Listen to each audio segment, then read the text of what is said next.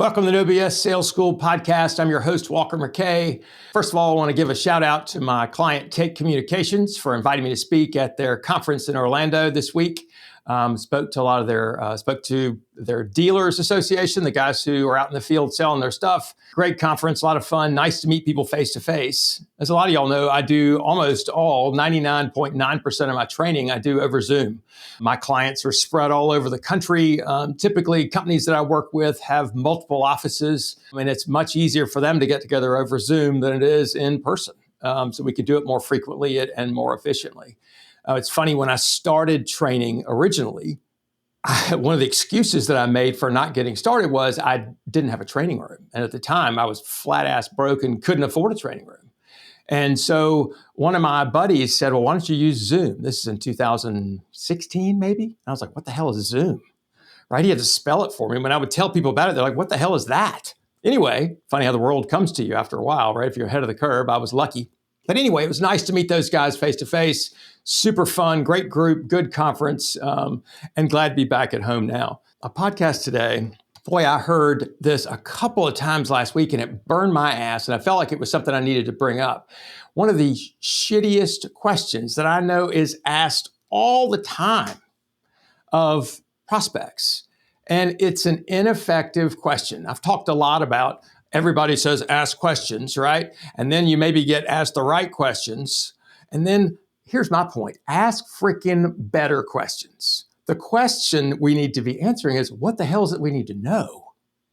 Right? That's the question to be asking ourselves. What is it we need to know from our prospects? What are we trying to learn? And what we're trying to learn is there a problem? Is there a compelling personal reason why they need to change based on that problem? Is there a budget? What's their decision-making process, right? Those are the basic things that we need to learn. Well, here's a question that I have heard several people ask in the last couple of weeks, brought up to me in coaching, or from a manager who says, what do you think about this?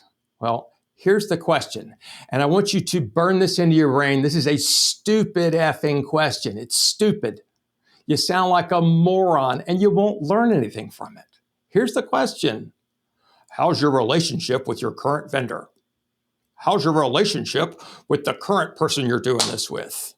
Right? How's your relationship? What the fuck are you trying to learn? That's crazy, right? That's like asking me, how's your relationship with the guy who cuts your yard? I don't have a fucking relationship with the guy who cuts my yard. I don't care. I don't want a relationship with the guy that cuts my yard. He does a fine job. If he never asked me to go have a beer, I'm fine with that. How's your relationship with your insurance guy? It's fine. Whatever. What are you trying to learn? If what you're trying to learn is there a problem? Let me give you a better question. It's a series of questions. This is one of my favorites. If you're ever trying to kick out an incumbent or figure out, is there for lack of a better word, can you create a wedge between your incumbent and the incumbent and your prospect? You must ask a better question. Series of questions. If you ask general questions, how's your relationship with your current vendor? You're going to get a general answer. Fine. Right? Not helpful. Instead, ask, hey, who are you working with? Who are you working with? Right? Let's personalize this. Who are you working with? Well, we're working with ABC Company. Next step, I want you to say congratulations. I want you to tell them that's a great choice. Why would I want to do that? Because anything less than that, they're going to feel attacked. So I want to lower people's guard because what I want is the truth, right? I'm not trying to create some kind of a problem. I just want the truth. Hey, tell me something. Who you working with? ABC Company. Oh, no kidding. Those guys are great. Those guys are awesome, right? Compliment them. By the way, how do you know they're not? You may hate them, but that may be this guy's brother-in-law, or maybe this is their best account and they take great care of them. Shut the hell up. Tell them, great choice. Good for you, right? Nobody wants to be told this is a bad choice. Don't call them stupid. Who are you working with? ABC Company. Great company. Great choice. How long you been working with those guys? Don't you want to know that? Don't you want to know how long they've been working, right? I want them to think about it too. 5 years, 2 years, 10 years, 1 month. Wow, that's great. Again, compliment them. Next question, right, is tell me something. We're always curious about our competition, curious what they're doing. What do you like best about what ABC Company is doing for you? Tell me the things they're doing really well that's kept you there. Why would you ask that question? Why? Because that's going to be their expectation of anybody else that comes in next. That's going to be the minimum. That's going to be the floor. That's what they expect. And if they say something like, well, they give it to us for free, you can say, wow, that's great. Can't beat that. But chances are they'll say something like, well, they have a good product. They have a good service. They do this, they do that. And here's what I want you to do. Agree with them. I've heard that, you might say. I've heard they have great service. I've heard they have a great product. I've heard they deliver hams at Christmas time. That's awesome. Anything else? I want you to get the entire list out of things that your prospect likes about the current person that's doing what you do. Get the entire list out. And then if you're on your game, I want you to repeat it back. So you said you like their service, and you said you like their product, and you love the way they deliver hams to you every Christmas. That's awesome. I mean, that's great. We've heard some of those things, but that's really good intel. They're a great company. I want you to say this as if you mean it with every fiber of your being. I want you to be sincerely curious, and I want you to compliment them on their choice. And I want you to, when you're listening, really listening, not just hearing, when you're listening, right? I want you to be nodding your head and agreeing with them. And then repeat back what they just said. Shows that you listen, shows that you paid attention, shows that you're different than everybody else who come to talk to them. So now, finally, now you can, after you've repeated back what they like and say anything else, they say, no, that's about it. Then you can say, well, here's what I know. We're not perfect. I can't imagine those guys are perfect. If there were one thing you wish they did better or differently, what would that be? All I'm asking for is one thing. It's a specific question. If you say, is there anything they could do better or differently? Anything is a general word, right? You'll get a general answer. Nah. But if you say, if there were one thing you wish they did better or differently, what would that be? That's a specific question, right? So I laugh about this. I used to go take my kids for breakfast when they were really little. We'd go to a little pancake place on Saturday mornings. And we would go and they'd eat pancakes, get loaded full of sugar, make a freaking mess, and we would leave. And every time we would leave there, the lady at the register would say, how was your meal? And I would say, it was fine, right? If she changed her question and said, Mr. McKay, if there was one thing we could do better or differently, what would it be? I would say, your coffee sucks. But they never asked that question. They said, how was your meal? It was fine, right? I want to know. You want to know from your prospect, hey, here's what I know. We're not perfect, showing humility. I can't imagine they're perfect. Nobody wants to admit anything's perfect. We're not perfect. You can't imagine those guys are perfect. If there were one thing you wish they did better or differently, what would that be? Now I want you to shut up. And they may say, well, I wish that they would whatever.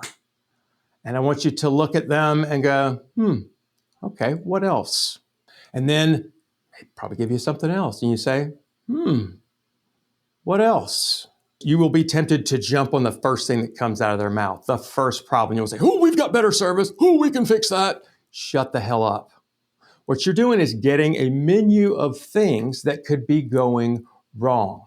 Don't stop with the first one. Remember, they're processing this question as you're asking it. It's real time. Something's not real till it comes out of their mouth, right? So we want to make sure that we're giving them time to process. So they say, well, they only show up, a day before it's time to renew our contract. I never have time to look at anything else. I'll say, okay, what else? Well, they, sometimes we have a new rep every year. I don't ever know who the hell I'm dealing with. And, I'm sure they don't know my business. And I'll go, okay, what else? And they say, well, our price seems to go up every year and I don't know why. What else? And they might go, that's about it. And I'll say, okay, let's talk about this. And then I'll pick one. This price going up every year and you don't know why. Tell me more about that. Can you give me an example? You say every year. How often does it really happen? What have you tried to do about that? Right? Pick one of those and then work through the pain test. Here's the thing. You must prepare yourself and your prospect to go there. You can't just say, what's one thing you wish they did better or differently from the beginning of the conversation? This is a bit of a romance, right? You have to slowly work them through. To be better at sales, the number one thing you have to do is slow down. You can't just jump to the end. I know what guys want to do. We want to jump to the end. This is bullshit. I'm ready to go. Slow the fuck down. If you want to get better at sales, slow your process down. Give your prospect time to think. Ask them better questions so that they will think. Take the time to peel back the layers of the onion. This begins with complimenting them on their choice, making them feel comfortable with you, telling you the truth, and then asking them what they like, because you need to know that. Compliment them on those things, say you agree and you've heard that stuff and that's interesting. Act like you really care, because you should. And then when you make the switch, when you flip over to, hey, if there was one thing you wish, here's what I know, we're not perfect. I can't imagine that they're perfect. If there's one thing you wish they did better or differently, what would that be? Right? Shut up. Listen. Wonder what they're going to say. Let them tell you what's going on. Let them tell you what they don't like. And then say, what else? What else? What else? When we're asking questions at the beginning of a sales call, we're trying to establish, is there a problem? Sometimes we can't just jump to, how's your relationship with your current vendor? It's a stupid effing question. Ask a better question to learn what you want to learn.